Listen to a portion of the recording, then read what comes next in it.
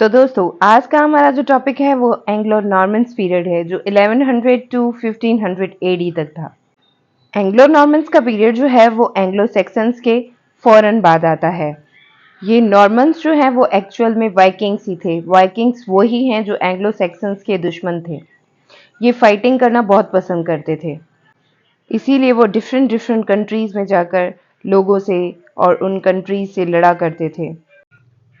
अब 14 अक्टूबर 1066 ये वो टाइम पीरियड था जब सोल्जर्स ने अटैक किया था। 7,000 सोल्जर्स थे जो नॉर्मन्स के सोल्जर थे, वो अटैक करते हैं इंग्लिश चैनल पर। इन्होंने इंग्लैंड से पहले जो है वो फ्रांस पर अटैक किया था। फ्रांस के जो लोकल लोग हैं वो उन्हें नॉर्मन्स बोलते थे। फ्रांस का एक किंग था जिसका नाम था चार्ल्स। चार्ल्स ने इनको बोला था कि तुम भले ही जो है वो यहाँ सेटल हो जाओ, यहाँ का जो एरिया तुम्हें पसंद है वो ले लो, लेकिन फाइटिंग मत करो। अगर तुमको जगह चाहिए तो मैं तुम्हें दे दूंगा। तो उन्हें वो फ्रांस के नॉर्थ पार्ट में एक जगह देते हैं जिसको हम बोलते हैं नॉर्मंडे। ये जो वाइकिंग्स हैं जिसको हम नॉर्मन्स बोलते हैं, वो आए तो फ्रांस में उनको लूटने थे क्योंकि वो बहुत बड़े लूटर्स माने जाते थे। लेकिन ये इनके साथ इतना सेट हो गए थे लोकल लोगों के साथ कि पता ही नहीं चलता था कि ये उनको जो है वो लूटने आए थे। इन्होंने जो है वो फ्रेंच पीपल के साथ शादियां की थी और उन्होंने एक्सेप्ट की थी क्रिश्चियनिटी। उसके बाद आती है हास्टिंग, जिसको हम बोलते हैं बैटल ऑफ हास्टिंग। ये स्टार्ट हुई थी 1066 एडी में, जो कि जिसकी लेंथ थी 10 mile 16 kilometres. War of Hasting between the Harold Godwinson and the William.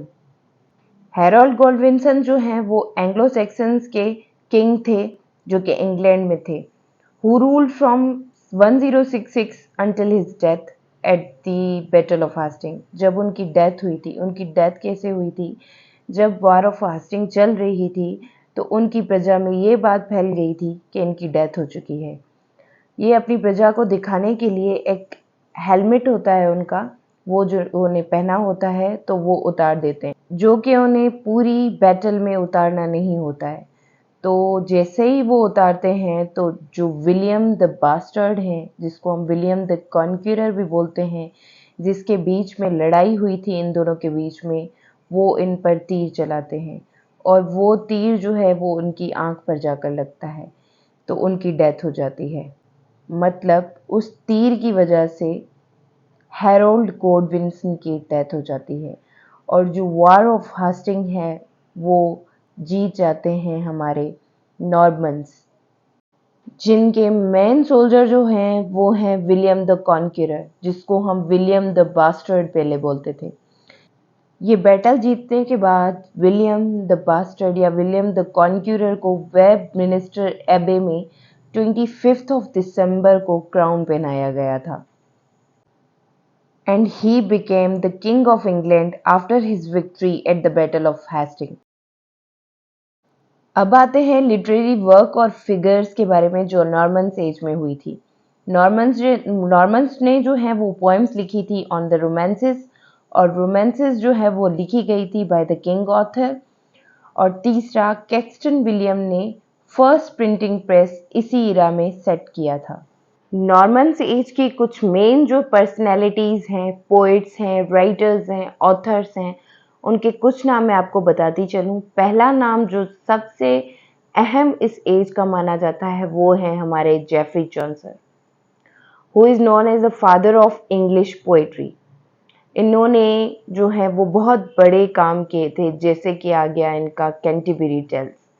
Canterbury tales के बारे में मैं अगली वीडियो में आपको पूरी डिस्क्रिप्शंस दूंगी, क्योंकि कैंटरबरी टेल्स एक ऐसी टेल्स हैं जो कि बार बार एग्जाम्स में आती रहती हैं। और इनका दूसरा काम है the parliament of the fowls. Parliament of the fowls भी जेफरी चॉन्सर का एक बहुत मैग्नम ओपस है।